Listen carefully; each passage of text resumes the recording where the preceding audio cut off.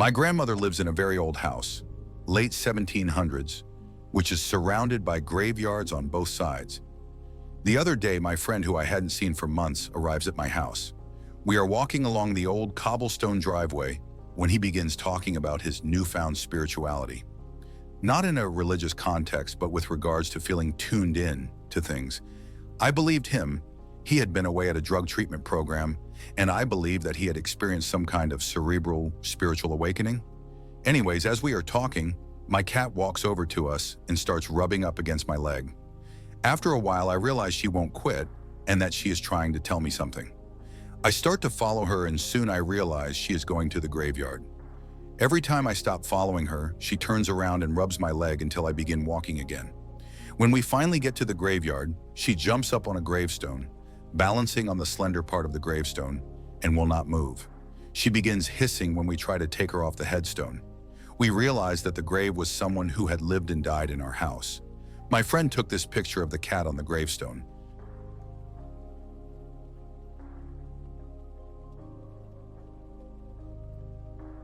One of my friend's family growing up had a beach house, and I'd get invited every now and then. They had money and the house was massive, pretty cool place too. They even had a full-time maid who had her own flat at the back. One day they go there for a long weekend, and when they opened the door, the place had been ransacked. It was all a mess, missing TVs, furniture, broken stuff. You get the picture. They went to check on the maid, and her flat was empty. All her belongings were gone. They called the cops who came over and had a brief look, not interested from what they said, and left saying the maid probably had something to do with. And that's what everyone believed for a week.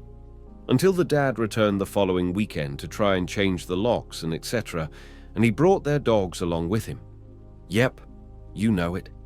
One of the dogs started digging and found the maid buried in the backyard under a tarp they had close to the pool. So the theory now is that whoever came in probably knew her and she recognized them and she had to go. True story time. I was about 4 or 5 years old, and my parents had just separated. My mom was living in a 2-bedroom apartment. I had my own room, but I preferred to sleep in her bed whenever I was staying with her. Our 2 bedrooms were at the end of a hallway, directly across from each other. Our apartment was on the first floor, and I remember that it was in the middle of the summer, and my mom had a window open her room, which was directly behind the bed, above the headboard. Anyways, I woke up in the middle of the night and remember sitting up and seeing that our cat was sitting in the doorframe of my mom's room. Her door was open and you could partially see into my bedroom. This was strange because our cat was typically always in bed with us. As I was watching him, he walked into my bedroom and meowed. I turned to face my mom and wake her up.